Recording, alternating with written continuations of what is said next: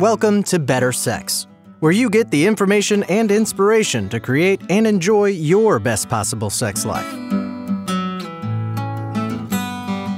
Join your host, sex therapist Jessa Zimmerman, as she brings you expert guests, helpful tips, knowledge, and strategies to improve your intimate relationships.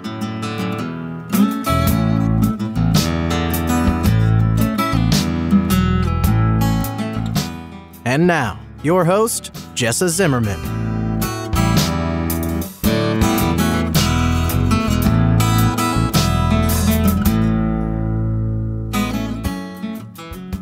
Hey everybody, it's Jessa. Welcome back to another episode of the Better Sex Podcast. I am so glad that you are here. I'm talking today about sex. And specifically, talking about sexual concerns with your partner, sexual problems, sexual struggles, sexual dissatisfaction. So this is not the episode about, talking about what you want or, creating sexual encounters, what's pleasing to you and what's pleasing to your partner. This is more about when things are not going well and how hard it can be to bring that up with your partner. Lots of people struggle with this. I developed a whole guide about this, which is sort of what I'm talking about. It's available as a free download. I'll put the link in the show notes. But I'm going to cover that in some detail. So it sets you up to have constructive conversations with your partner and change it from being perhaps adversarial or at least competing and getting you guys on the same page as partners, as friends, as collaborators, and creating the sex life that works for both of you. That, I think, is the biggest obstacle. Hope you enjoy the show.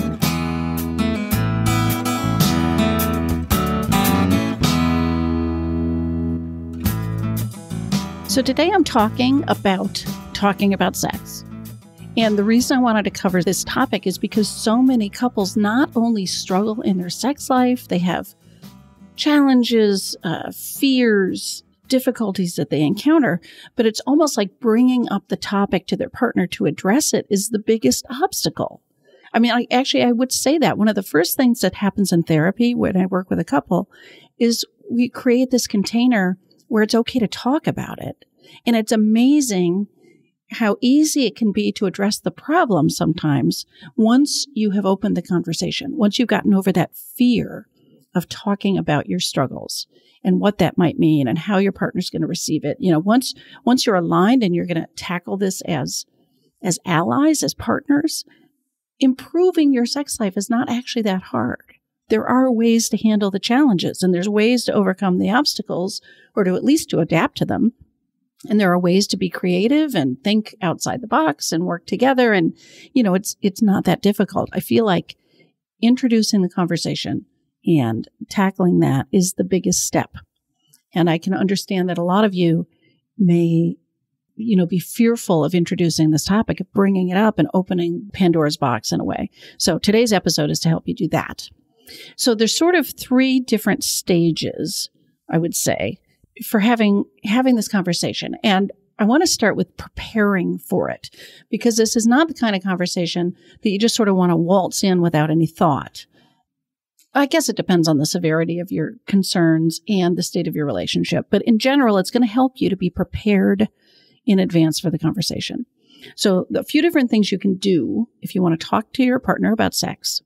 Start with getting clarity. Think about what's going on for you. Think about what it is you want and how, what your experience is and how you're going to frame this. So give a little bit of thought to what happens in your sex life or what doesn't happen. How does this sort of dance go around having sex or not having sex? What's the sort of the choreography of who initiates and how does that go? And what's the response? And do you think about initiating and not do it? Sort of what's the pattern the two of you have gotten to? And then what feelings does that evoke in you? How are you feeling? Now, remember, those are emotions. We're going to talk more about this later today, but feelings are emotions. So basically, they fit in the categories of sad, mad, glad, and afraid. So do you feel sad? Do you feel hurt? Do you feel afraid about the state of your relationship. Really try to hone in on what's going on for you. And related to this, but very, very different, is what are you thinking? So what do you wonder? What's the meaning you've made of some of this stuff? What do you believe about what's happening? Where might you identify your own assumptions and the stories you've got about what's happening, both for you and for your partner? Because we definitely make up stories about what's happening for our partner. So get some clarity about what you're thinking about what's going on between the two of you. Then see if you can get specific about what it is you want. So spend some time sort of fleshing out this vision you have for your future that you desire around your sex life. Now, it's not going to be terribly helpful to think, I wish we could go back to when we were 22. There's no going back in time, but maybe you can visualize the parts of your sex life that you miss and how that might be, appropriate to your stage in life and your age. What it is you envision and sort of flesh that out. It's not like you're necessarily going to get this exact vision, but if it were up to you, what is it you would want, right? What is it you long for? So spend some time getting clear about your perspective, okay? Then spend some time preparing for the conversation, getting clear about your contributions to the patterns that you're in now, to the problems, to the struggle. I tell clients all the time, every situation is co-created, every single time. Sometimes it's very easy to see our part, and sometimes we really believe it's all our partner. So it might take a little bit of digging to uncover your role here, but how is it that you're playing a part in this pattern of this cycle? So, how do you focus on your partner's behavior and attitudes rather than yourself? Like, how much are you caught in that trap? Do you believe something is wrong with them and that they are either deliberately trying to hurt you or deny you, or maybe you think they are oppressed or they must have had some trauma? How much have you sort of pathologized them? How are you behaving in the face of these difficulties? Right? So how do you act with your partner? What do you say? What do you do? What's the mood? Is there any way that your behavior could be driving your partner further away or is entrenching the two of you in the cycle? How well do you talk about what you want? Have you been advocating for your needs and your wants without, and where have you been blaming or pressuring or coercing or guilting your partner? Versus figuring out a way to sort of cleanly express your needs. And then how do you stay grounded and neutral or unreactive in a conversation? Or do you get really escalated and sort of, emotionally dysregulate? Like how is your emotional response to this stuff? Shutting the process down, shutting down your partner, driving them away, making them retreat, right? These are ways you behave that could be at least exacerbating the problem. The last step in preparing for the conversation is developing empathy for your partner. So, you've spent some time thinking about your perspective and your role, but see if you can put yourself in the shoes of your partner ahead of time. Now, you may not be totally right. You probably won't be totally right, but see if you can develop some empathy ahead of time about what might be going on for them and why their behavior or their role would make sense.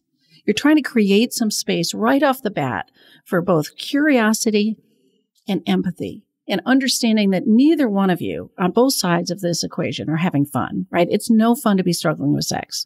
There's no way your partner's enjoying this. So how can you see that their behavior makes sense in the system that you have? What do you think they are feeling? And what do you think they are thinking? What are their beliefs or their stories that might be making this worse? And what do you think they want? And here's a big one. See if you can think, what do you think they're afraid of? So you're really trying to see your partner's behavior in the best light. You're trying to give them grace and benefit of the doubt and really understand that you guys are both trying, but you're stuck. Okay. So that's actually a fair amount of work to do before you even bring up the conversation. So you're really spending some time thinking and analyzing this stuff. Okay, so then the next step is to approach your partner about the topic. Okay, so first of all, pick a time. Don't just blindside them with a conversation, right? Or throw something out right when you guys are they're getting out the door for work or out of the car. You want to be intentional about setting a time for a talk. Now, you don't also want to always put it off because there's never a perfect time, because that's true. There's never a perfect time. But see if you can choose a time or ask to schedule a time to talk. It can be helpful too to set a time limit. Like, let's agree we're going to talk for 15 minutes or half an hour, and we're going to do this in stages, but something so it's not overwhelming to either of you and you both have a sense of what to expect. Then it's really, really important to introduce this whole thing from a really positive place. So if you have been struggling for a while, you guys might have been having conflict. There might be a bunch of tension about this. You may not be feeling exactly like teammates, but you want to approach this as teammates, basically saying, I want our relationship to be as good as it can possibly be. And I want to work with you to make that happen. I want us to work together on a sex life that really works for both of us. Blaming, attacking, pathologizing is not going to get you far. But if you can come at it from expressly wanting a good relationship, heartfelt, you need to feel this too. Wanting to solve it together, wanting a solution that works for both of you, that's going to go a long way to setting up the conversation for success. And you need to know that this is going to be an ongoing process. So just like I said, you might want a time limit of, 15, 30 minutes. Like, you're not going to finish the whole thing that quickly unless your problems are pretty simple. So recognize that this is a process and you're just taking the first steps. This is going to be an ongoing conversation. Maybe experiment, maybe trying new things, checking in with each other as you go. So realize that this is not going to be one talk. This is going to be probably a series of talks as you guys explore and collaborate and potentially even negotiate solutions that really transform your sex life. So as you actually have the conversation, so we talked about preparing for it, approaching your partner about having it. And now we get into the nitty-gritty of how do you actually talk about this stuff. So again, the most important thing is to truly have an attitude of collaboration. So you may still have some work to do if you're pathologizing your partner and blaming them and feeling like you have not been part of this. You got to go back to step one and spend more time until you realize everything's co-created and you've got to play your own side of the court. So really work to maintain this attitude of collaboration. And whether you speak it or not, if you feel like they're at fault or you feel that you believe that they're broken, you believe that they're at fault, you believe it's their problem, no matter what language you use, that's going to come across. So you really need to overcome any urge you have inside to be blaming them or to be thinking only about their parts of this instead of your own. So you sort of constantly have to be pulling yourself back onto your side of the court and stay in this place of wanting to be teammates and allies on something that works for both of you. Okay. Goodwill basically is the bottom line. So if you're feeling angry and blaming, you probably have to step back again and do some more work to transform that and then come back with goodwill and partnership to work together. You definitely want to talk about your experience using what's called I language. And you may have heard that. It's not a new concept, but talking about yourself instead of the other person. So it's not you do this, you do that, you do that. There's not much you in this at all. It's I. So you're sharing with them the clarity that you have about yourself when you were preparing for this, what you see happening.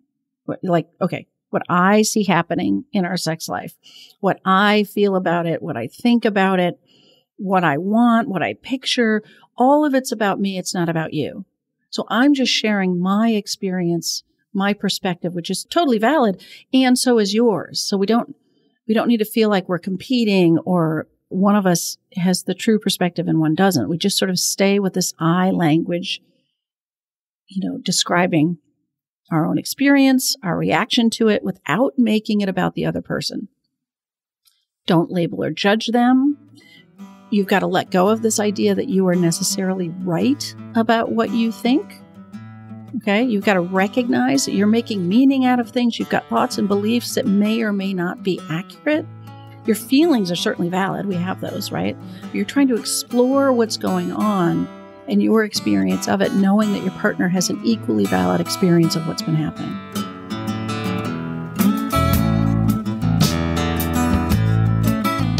Hey, it's Jess. I'm just taking a little bit of a break in the middle of the show because I want to tell you more about my first round of teaching webinars that I'm doing all about navigating desire discrepancy. So this is almost universal in the clients that I work with. They're struggling with the fact that one of them wants more sex than the other. And of course, the reality is that that is always true, and you don't always have to struggle with it, but it's really, really common. So I'm hosting a webinar. It is totally free to go over the 4 mistakes people make that get them stuck in these dynamics that are so problematic. I would love to have you join me. All you have to do is go to bettersexpodcast.com/webinar. You can get signed up. Again, totally free. Got a couple different choices of times. I hope you'll join me for that.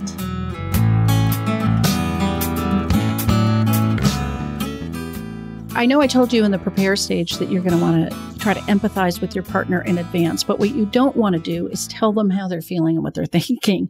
While you have created some space for their experience by doing that, we're going to wait for them to share with you what they're actually thinking, feeling, and wanting. We're creating space through that exercise. And I've gotten to this a little bit as I've been talking, but it's really important in these conversations to distinguish between what you're thinking and what you're feeling. And I want to say universal. It is so prevalent for this language to be misused in our culture. I do it. I had to catch myself earlier in the episode. If you listen again, you will find that. We tend to label our thoughts as feelings, and then we feel entitled to them. So if I say, I feel abandoned, you can't challenge that because you can't tell me how I feel, right? They're my feelings. But abandoned is not a feeling. Remember, feelings are emotions. So your emotions are fear, remember, sad, mad, glad, and afraid, basically. So sad, hurt, afraid that you're leaving the relationship, right? Sad, hurt, afraid. Those are all totally valid. But the belief I have that you're abandoning me may or may not be correct. So distinguishing between these two things is difficult, and it takes a real sort of discipline and paying attention, but it goes a long way to making these conversations easier because we can empathize with each other's feelings. And we can explore the thoughts and what parts of them are accurate, what parts aren't, how much of this is attached to the way we grew up. We have these filters about how we see things. Naming our thoughts and beliefs as this is a meaning I've made, or this is a story I have, or this is what I wonder is happening, or this is what I think is going on.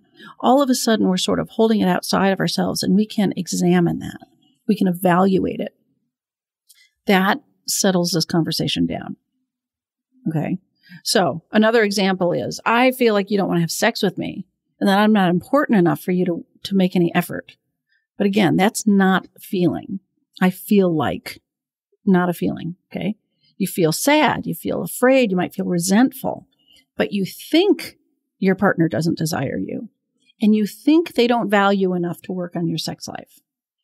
So you can explore whether they want you sexually. You can explore your importance to them. There may be other things going on. It's a whole discovery process where you get to learn what part of that is accurate and what is not. But you look at that together. So it's also important in this conversation to recognize that we all have what I call a filter, and we have our reactions to what's happening, like what you may have heard the word triggered before. Okay. So you've got to manage your own triggers and reactivity in the conversation. I believe it's each person's job to sort of diffuse their own triggers as opposed to it's your job to avoid your partners because that just puts too many things off limits in conversation. But this filter idea is we are all influenced by our upbringing and by our experiences. It shapes what we see and the meaning we make of things in a really dramatic fashion. So things that seem true to us are not necessarily true or accurate. It's highly filtered and impacted by what we have come to expect based on our environment growing up. So this is part of why isolating our thoughts from our feelings is so important, because when we talk about what we believe and think, all of a sudden we can examine, like, why would that be the meaning I make out of this event or the series of events? Well, it relates to my upbringing. I'm more prone to see it as abandonment than I am to see it as you taking care of yourself or something like that. So you're working in these conversations to understand your own filter and then to manage your own emotional state. Okay. So if we go back to this example of, feeling, now we know it's thinking, my partner doesn't want to have sex and doesn't care enough about me to work on it. The next step might be to say something like, I realize I feel sad and resentful about the lack of sex in our relationship. I feel afraid that I won't be happy in our sex life, and that that's going to damage our overall relationship. And I have the story that you don't want sex at all, and that you don't care enough about me to work on it. And this belief keeps me distant from you. And I can tell it's in the way. Will you explore that with me? Another important tip in terms of having this conversation is to empathize first and then respond. So rather than get defensive or argumentative or launching into making your own case, each of you should listen to the other and empathize. Listen to what they're saying and make sure you understand it from their perspective. Okay, it does not mean you agree with it. And I think this is where a lot of couples fall down, as they think, if I empathize with you, if I validate your view of this, it means I agree and I have lost. That's not what this is. Okay, you are trying to get in their shoes and see this experience from their perspective before you even touch how this whole thing went for you. If your partner starts to share what's going on for them in your sex life, you just want to understand what they're seeing, how they feel, what they think, why this all makes sense. Because believe me, both of you make sense, given your backgrounds, given your filters, given the way this stuff landed on you, given the meaning you've made. Of course, you're stuck. That's where you want to get to. And you want to be able to articulate this, not just as like a paraphrase or some of that active listening stuff, although, it's useful. But basically, you want your partner to be understood and to know that they're understood. So you go back and forth until it's like, I can totally see why you react that way, that this is how you see that. And then you feel like that, and you think like that, and it would make sense why you shut down or whatever. Do I have everything? Ask for closure. Is there anything I'm missing? Is there something more you want me to understand about your experience with this? No. Okay. Well, then we've closed that loop. Then it's your turn. Well, this is how it is for me. And then your partner provides the same service of empathizing without defensiveness. That's the goal. It takes practice. Okay. This is not how many of us interact, but this is what you want to get to. So then you've got these two perspectives and worldviews and experiences sort of on the table side by side, and they're both valid. They both make sense. Then we have to figure out, okay, what's actually happening and how are we going to work together without competing with each other? But it goes a long way to realize, wait, you're each having experiences that make sense on both sides of these sexual struggles. And again, you're going to need to manage your own reactivity, your own urge to get defensive or explain yourself, the distress you might feel when you start to feel like you're being made wrong or you're blamed, the reactivity you might get out of such a sense of desperation or fear, right? There's so many different things that activate all of these emotions, and we're going to need to be able to self-soothe and ground ourselves as we proceed in these talks. Okay, so you've got to develop a capacity or a tolerance for feeling unsettled, unsure, not knowing how this is going to end yet. Instead of looking for just reassurance and sort of a quick fix, can you tolerate that ambiguity, really, as you're working through the process? Can you calm yourself down, and can you stay in it instead of needing to shut down? Now, you can definitely take a break if you need it. If you're starting to get super triggered and activated, it is okay to realize that and say, I need to take a little break, and then I've got to come back and engage again when I've calmed myself down. Because we're not going to have a constructive conversation if we're in our amygdala, if we're in our sort of emotional animal brain. We've got to be in our thinking brain for this to go well. So if either one of you gets really triggered and can't bring yourself back down to the ground, it's okay to take a break. take a deep breath, calm yourself, then come back and re-engage. And so, just like I was saying, this is a process and it's going to take some time. This is why we have to take it in stages and steps. Okay. We also have to let our partner take a break if they need it. So you can't insist like we have to settle this now if your partner is all triggered. It's not going to be a constructive conversation. So no matter who needs the break, the other one has to accommodate that. Then you come back together as you can. Stay committed to the whole process. Know that this is going to take time. Sex is very personal. It's intimate. You could be very entrenched in the dynamics that you are stuck with. I mean, so many people don't address this right away. So sometimes this stuff has been really persistent, so it can take some time to have the conversations and to start to dig out. Okay. You're going to have to actually demonstrate that you're serious about taking it on by showing up repeatedly, not just having a conversation once and then letting it go for 6 months. That's part of how people get stuck. They fight about it once and then nobody talks about it for months and then they fight about it. Like that's a cycle. So you want to demonstrate that you're committed to the process. You're going to keep doing your work about, empathizing and being open and emotional regulation, but you're also going to keep bringing it up. Commit to changing your behavior. You already spent some time analyzing your role in the dynamics. And as you have conversations with your partner, you may very well hear some more things that you're doing that contribute to this.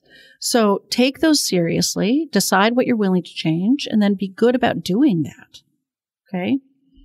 And I think maybe my last tip in this is, this will take a little explaining, but don't have sex that makes it worse. So one of the ways you can change the status quo and show that you're serious about this is to stop doing the things that have been so negative or even toxic in your relationship. Now, this doesn't apply to everybody that has sexual struggles, or you may not be so deep in them that you've gotten to this point. But sometimes couples get to a point where they're having sex they don't want to have, where they're checked out, where it might even be hostile, believe it or not, where you're sort of going through the motions with each other and not making any effort to connect, like it's not based in love or even friendship. That kind of sex, we sometimes start doing that because that's all we get. And it's sort of fallen down to this lowest common denominator, sort of the bottom of the barrel. And we're still doing that.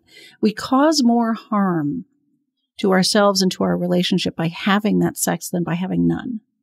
So you might think, oh, I need to be doing this because it's all we've got. But no, you may be actually doing harm. It's not worth having, and it's digging into these patterns that are not bringing the two of you closer together. So if you really want it to be better, if you've gotten to this point, I would say don't have that sex. Turn it down. Don't just check off this box or be willing to settle for that anymore. Don't be willing to just go through the motions or do things that are hostile or dismissive of each other. So, wait for and insist on a better sexual relationship that works for both of you. And, taking that kind of a step really shows you're serious about changing the dynamic that you've got. I mean, I know this has been a lot to take on. I actually have a guide that I've written up that covers all of this, available for free. I'll put the link in the show notes so that you can download it if you want it. It's a big deal. I know how difficult it can be to open this topic. It's so loaded. It's so personal. It can be so emotional. And I want to help you have a very successful process with your partner because believe me, I really believe as soon as the two of you can work as a team and talk about this constructively, fixing the problems is going to be so much easier. That's not the hard part of difficulties in sex. The hard part is having these conversations in a way that really get you on the same page. I hope it works.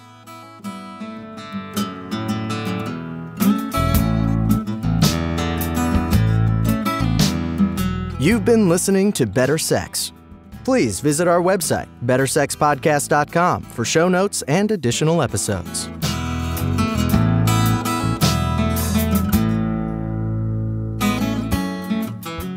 And that's a wrap for today. I really hope you enjoyed the episode.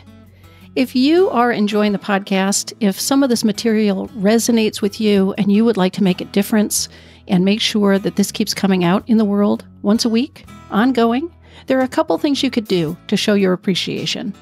The first would be to go to iTunes and rate and review the show. That really helps us be found by new listeners when you review the show on iTunes. You can find a link at bettersexpodcast.com/iTunes.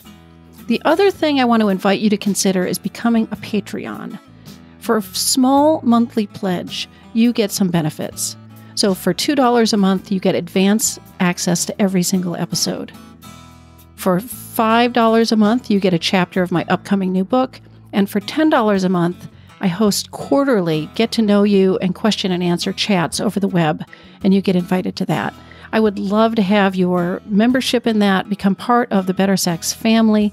You can find a link at bettersexpodcast.com/Patreon, which is Patreon. Again, thanks for listening. I'm glad you're here. Feel free to comment, ask questions, get in touch. I'd love to hear from listeners. Thanks.